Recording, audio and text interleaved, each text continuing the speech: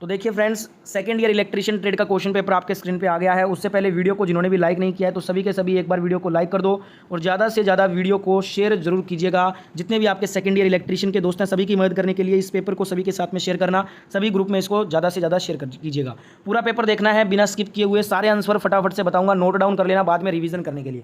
पहला क्वेश्चन यहाँ पे पूछा गया है, सर्किट ब्रेकरों में इस्तेमाल की जाने वाली ट्रिप कोइल का उद्देश्य क्या होता है? What is the purpose of trip coil used in circuit breaker? Circuit breaker में जो ट्रिप कोइल का उद्देश्य होता है ना, वो होता है रिमोट ऑपरेशन। क्या होता है? रिमोट ऑपरेशन होता है। बी नंबर ऑप्शन यहाँ पे करेक्ट आंसर होगा। नेक्स्ट क्वेश्चन पूछा गया है, क्वेश्चन नंबर 2, किस प्रकार का बिजली संयंत्र अधिक कुशल होता है? Which power plant is more efficient? जो हाइड्रो इलेक्ट्रिक होता है ना, पन बिजली, ये आपका अधिक कुशल होता है, मोर एफिशिएंट होता है। Correct answer option number A होगा इस क्वेश्चन का। अगला क्वेश्चन नंबर 3 पूछा है, फील्ड इफेक्ट ट्रांजिस्टर FET का मुख्य अनुप्रयोग क्या होता है? What is the main application of a field effect transistor FET?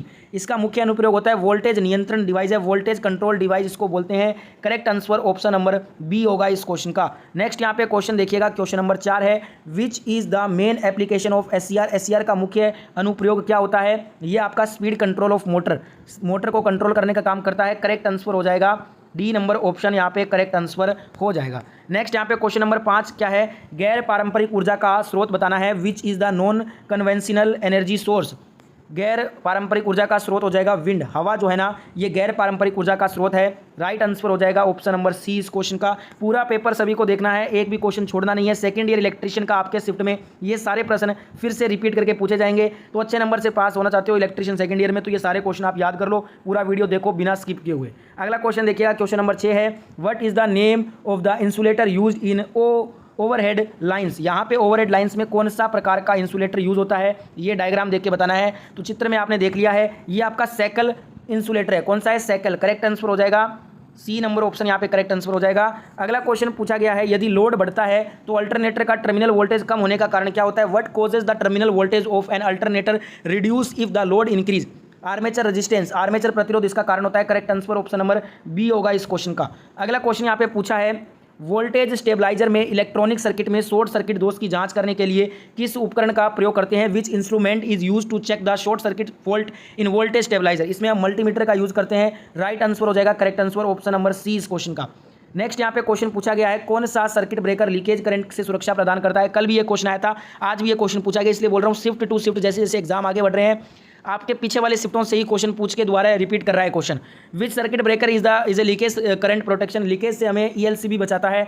Earth leakage circuit breaker इसका फुल फॉर्म होता है। करेक्ट आंसर हो जाएगा ऑप्शन नंबर बी इस क्वेश्चन का। ठीक है, नेक्स्ट यहाँ पे क्वेश्चन पूछा है, आर्मेचर वाइंडिंग का जो परीक्षण है ना, वो करने के लिए किस प्रकार के उपकरण का प्रयोग करते हैं? Which type of instrument is use to test the armature winding? इसके लिए हम ग्राउलर का यूज करते हैं। किसका? ग्राउलर का। Correct answer option number A होगा इस क्वेश्चन में। अगला यहाँ पे क्वेश्चन देखिएगा, क्वेश्चन है, गैर पारंपरिक बिजली का उत्पादन कौन सा है? Which is the non conventional power generation? ये है पवन चक्की बिजली उत्पादन, विंड मिल पावर जनरेशन इसको बोलते हैं। सी नंबर ऑप्शन यहाँ पे करेक्ट आंसर हो जाएगा। अगला यहाँ पे क्वेश्चन देखिएगा, 3 phase slip ring induction motor को शुरू करने और चलाने के लिए किस स्टार्टर का उपयोग किया जाता है? Which starter is use to start and run the 3 phase slip ring induction motor? इसके लिए हम रोटर रियोस्टेट स्टार्टर का यूज करते हैं। डी नंबर ऑप्शन यहाँ पे राइट आंसर होगा। अगला क्वेश्चन यहाँ पे पूछा है, 3 फेज इंडक्शन मोटर में सिंक्रोनस स्पीड क्या होती है? Which is synchronous speed in 3 phase induction motor? चुंबकीय क्षेत्र की गति को घुमाते हुए रोटेटिंग मैग्नेटिक फील्ड स्पीड इसको हम बोलते हैं 3 फेज इंडक्शन मोटर में सिंक्रोनस स्पीड। करेक्ट आंसर यहाँ पे क्या होगा? ए नंबर ऑप्शन यहाँ पे करेक्ट आंसर हो जाएगा।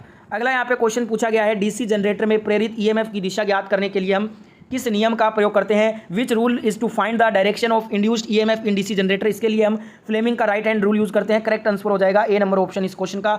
अगला क्वेश्चन यहाँ पे पूछा गया है, AC और DC मोटर्स में गति नियंत्रण के लिए कौन सी बहुत कम बिजली की खपत करती है? ड्राइव कंट्रोल, जो ड्राइव नियंत्रण है ना, ये AC और DC मोटर में गति नियंत्रण के लिए बहुत कम बिजली का खपत करता है। Correct answer option number A होगा इस क्वेश्चन में। अगला क्वेश्चन है, एक निष्क्रिय घटक कौन सा है? Which is a passive component? जो आपका कैपेसिटर होता है ना, संधारित्र, ये एक पेसिव कंपोनेंट होता है। करेक्ट आंसर क्या हो जाएगा? बी नंबर ऑप्शन यहाँ पे करेक्ट आंसर हो जाएगा। अगला क्वेश्चन देखिएगा, which handle design of rotary switch is shown? यहाँ पे कौन सा रोटरी स्विच का हैंडल डिजाइन शो किया गया है? तो आपने ये डायग्राम देख लिया है अच्छे से, ये आपका शो किया गया है सिक्के का स्लॉट, कॉइन स्लॉट इसको बोलते हैं। Correct answer option number c होगा इस क्वेश्चन का। ठीक है, अगला क्वेश्चन पूछा है, फोटोवोल्टेइक सेल बनाने के लिए प्रयुक्त सामग्री का उपयोग क्या होता है? Which material used for making photovoltaic cell? इसके लिए हम सिलिकॉन सामग्री का यूज़ करते हैं। सिलिकॉन एक सेमीकंडक्टर होता है। Correct answer option number D होगा इस क्वेश्चन का।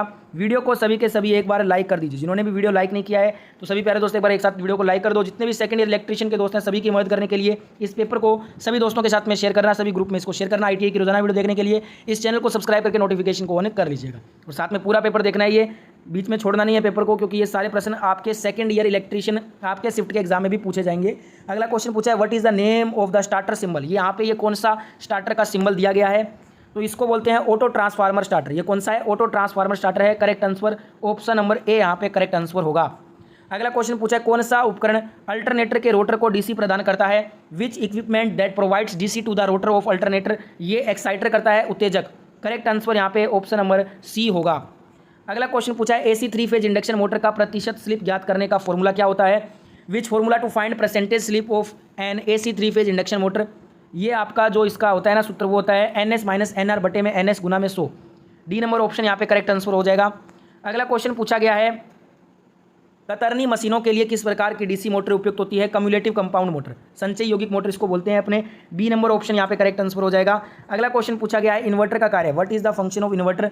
DC को AC में बदलना, converts DC to AC। B number option यहाँ पे राइट आंसर होगा।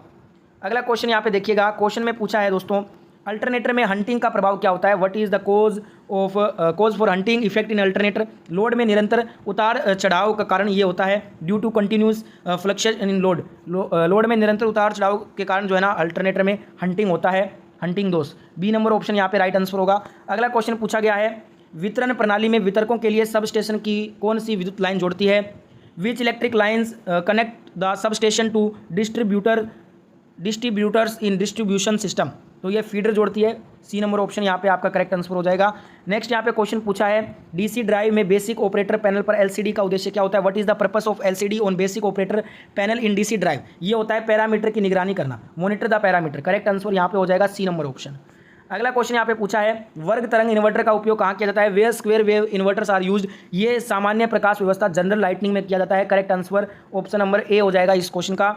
अगला क्वेश्चन पूछा है डीसी स्टार्टर्स के प्रतिरोध को शुरू करने के लिए किस सामग्री का उपयोग करते हैं? Which material is used for starting resistance of DC starter? इसके लिए हम यूरेका अबरक का यूज करते हैं। करेक्ट आंसर यहाँ पे डी नंबर ऑप्शन हो जाएगा करेक्ट आंसर।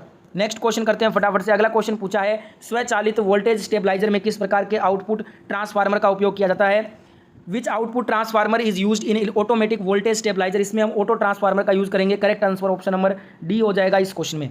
नेक्स्ट यहाँ पे क्वेश्चन पूछा है घरेलू वायरिंग सर्किट में सुरक्षात्मक उपकरण के रूप में किस सर्किट ब्रेकर का प्रयोग किया जाता है? Which circuit breaker is used as protective device in domestic wiring circuit? इसके लिए मिनिएचर सर्किट ब्रेकर MCB का यूज करते हैं। करेक्ट आंसर ऑप्शन नंबर यहाँ पे ए हो जाएगा इस क्वेश्चन का। अगला क्वेश्चन यहाँ पे पूछा है मोटर जनरेटर सेट का लाभ क्या होता है? What is the advantage of motor generator set? ये डीसी आउटपुट वोल्टेज को आसानी से कंट्रोल करता है। बी नंबर ऑप्शन यहाँ पे राइट आंसर हो जाएगा। अगला क्वेश्चन यहाँ पे पूछा है what is the operation in the रीवाइंडिंग process? रीवाइंडिंग process जो प्रोसेस होता है वो ऑपरेशन कौन सा है? ये डायग्राम देख के बताना है। ये रिवाइंडिंग का कौन सा ऑपरेशन है इसको बोलते हैं। यहाँ पे इसका क्वेश्चन का ऑप्शन मिट गया है तो ये क्वेश्चन एक बार आप छोड़ दीजिएगा, इसका ऑप्शन हट गया है, माफ़ी चाहता हूँ आपसे। क्वेश्चन नंबर 33 देख लेते हैं स्टीम पावर स्टेशन में बॉयलर का उद्देश्य। What is the purpose of boiler in steam power station? तो ये पानी को भाप में परिवर्तित करता है, converts water into the steam. ये स्टीम पावर स्टेशन में बॉयलर का उद्देश्य होता है। सी नंबर ऑप्शन यहाँ पे करेक्ट आंसर होगा। अगला क्वेश्चन पूछा है कौन से कन्वर्टर में उच्च दक्षता है? Which converter is having high efficiency?